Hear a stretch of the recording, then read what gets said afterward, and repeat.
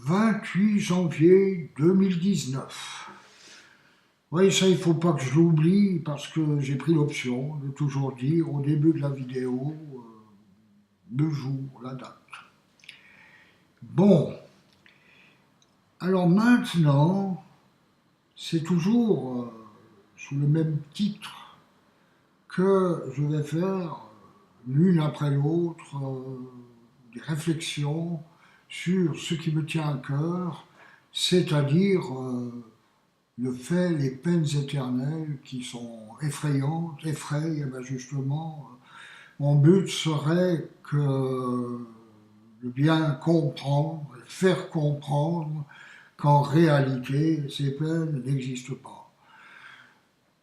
Et en fait, je crois qu'il n'y en a pas beaucoup qui pensent comme moi.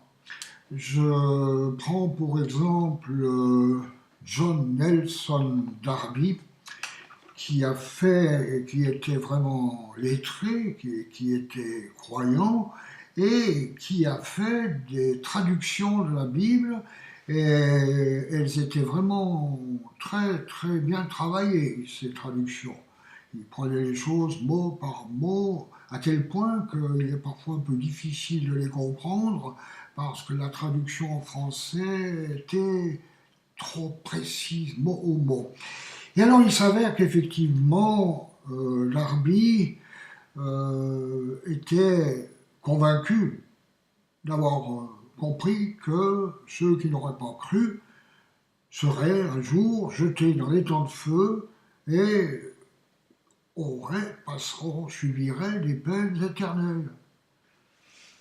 Puis voilà que moi, à l'inverse, j'essaye de vraiment faire un travail contraire, rassurer les gens, me rassurer, tout en m'en référant à la Bible, parce que lui, bien entendu, venait Bible en main, comme c'est le cas de beaucoup, tandis que moi, justement, je ne peux pas vraiment venir Bible en main, parce que si j'ai beaucoup lu la Bible, si je me suis,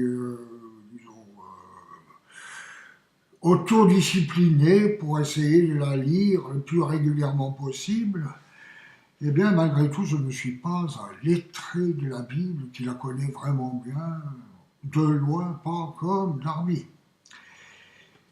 Mais, malgré tout, il y a certaines choses que je sais.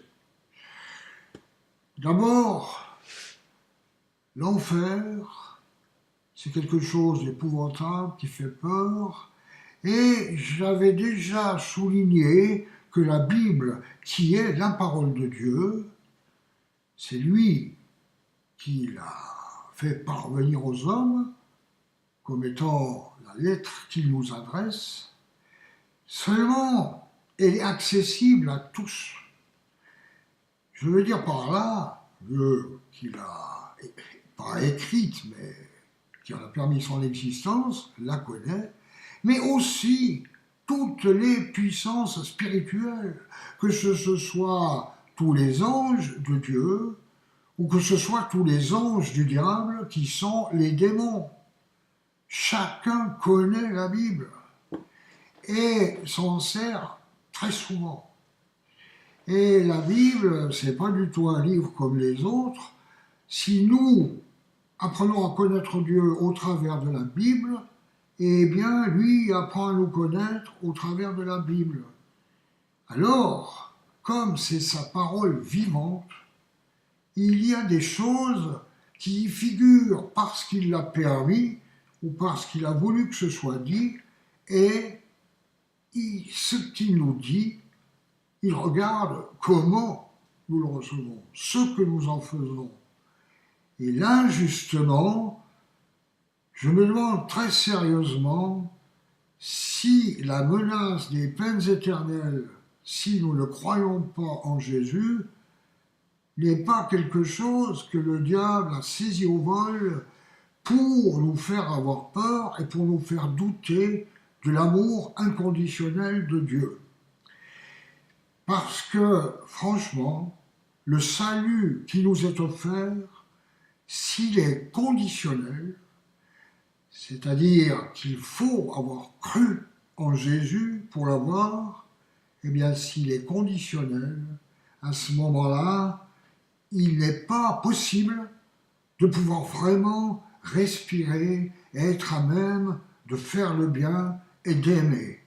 Ce n'est qu'au moment où on peut réaliser que cet amour est inconditionnel qu'on peut souffler et aimer. Alors maintenant, je souhaite continuer cette démarche. C'est impossible de le faire en un jour, en une fois. J'ai déjà dit ce que j'avais à dire là, mais il y en a encore beaucoup à dire.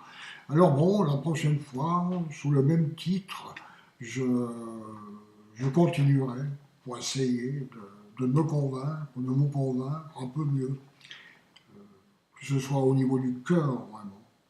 Je ne dis pas il est écrit et voilà, non, je dis plutôt mon cœur espère. C'est ça.